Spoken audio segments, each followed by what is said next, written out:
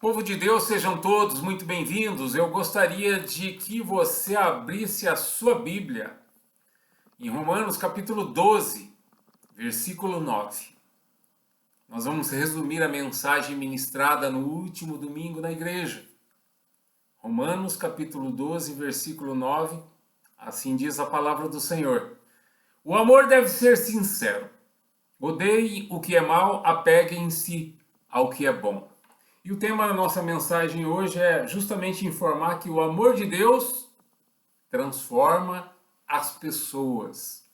Romanos capítulo 12, nos versículos de 9 a 21, é uma boa sugestão de leitura. Leia quando você tiver um tempo. Leia antes de dormir hoje. E Romanos capítulo 12, nos versículos de 9 a 21, não é uma mera lista de conselhos morais. Não, mas sim o retrato do fruto do Espírito Santo, que evidencia o agir de Deus, que opera na vida de uma pessoa que foi transformada pelo poder do Evangelho, ou seja, a palavra de Deus.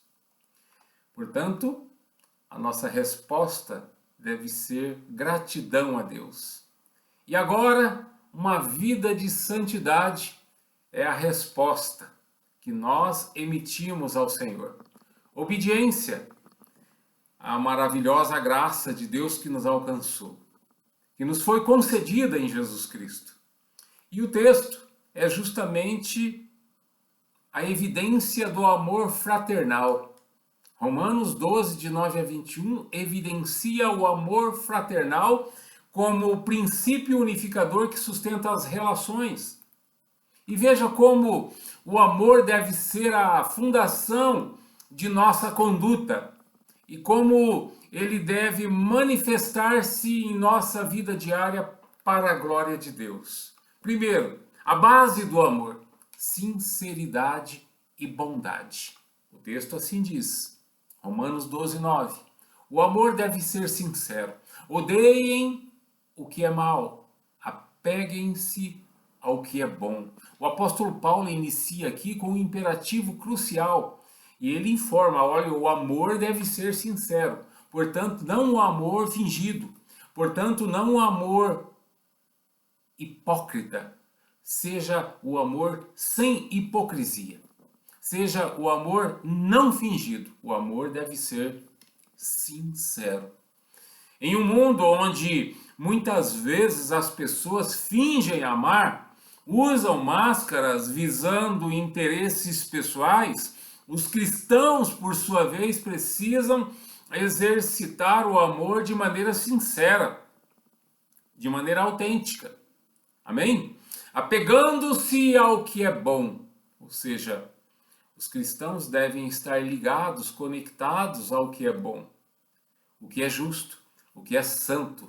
O apóstolo Paulo então detalha como esse amor genuíno, esse amor verdadeiro, esse amor sincero se manifesta nas relações entre os cristãos, principalmente. Ele informa que o exercício do amor em prol do outro é o amor fraternal. Isso nos faz lembrar da exortação do apóstolo João, em 1 de João capítulo 4, versículo 7. Ele assim diz: Amados, amemo-nos uns aos outros, porque o amor procede de Deus. O exercício do amor fraternal. Mas também, o amor, ele também expressa honra ao próximo. Ou seja, nós devemos caminhar honrando o próximo. É o que diz o verso 10.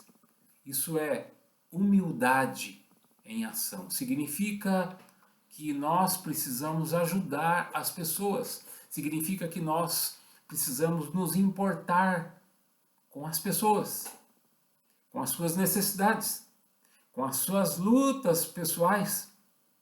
Importar-se somente é possível com a presença do Espírito Santo em nós. Porque sem o Espírito Santo agindo na vida de uma pessoa, nós sequer vamos perceber as outras pessoas. Pois é justamente o Espírito Santo que nos impulsiona a praticar o amor e a oração. Amém?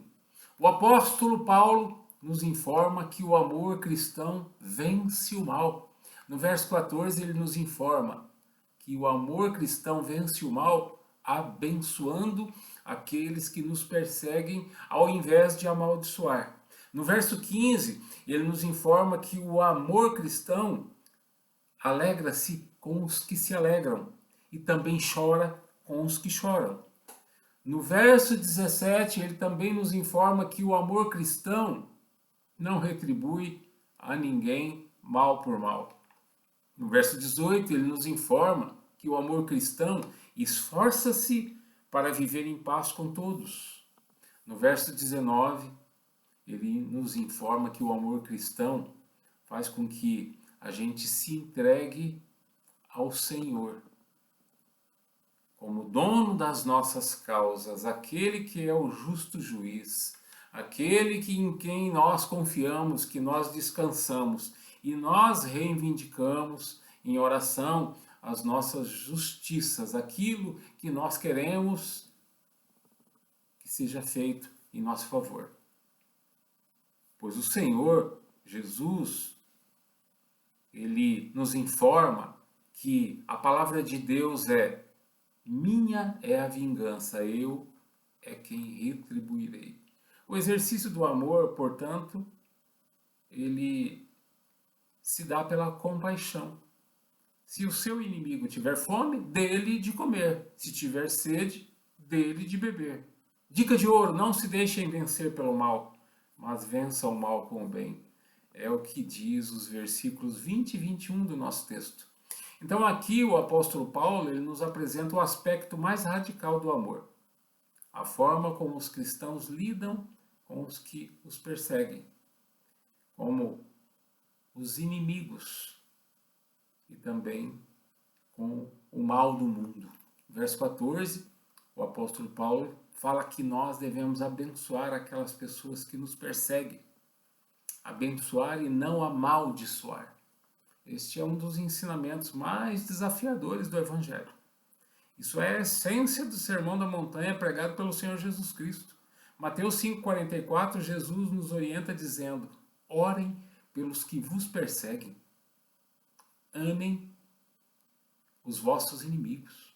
Conclusão: Romanos 12, de 9 a 21, nos mostra que o amor não é um sentimento, mas sim uma atitude, uma postura, uma ação constante, deliberada, sobrenatural. O amor é o sinal, a marca do cristão, ou seja, a marca de uma vida que foi verdadeiramente transformada pela graça de Deus.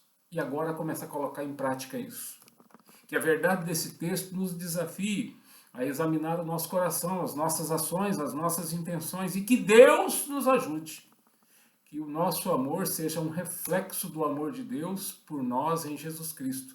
Que possamos nós exaltarmos, ou melhor, exalarmos o bom perfume de Jesus Cristo, externando assim o amor de Deus em nossas vidas para a glória de Deus. Amém? Deus os abençoe. Pratique o amor, exercite o amor e veja o que é uma vida com Deus, o que é uma vida que de fato faz sentido. Deus os abençoe.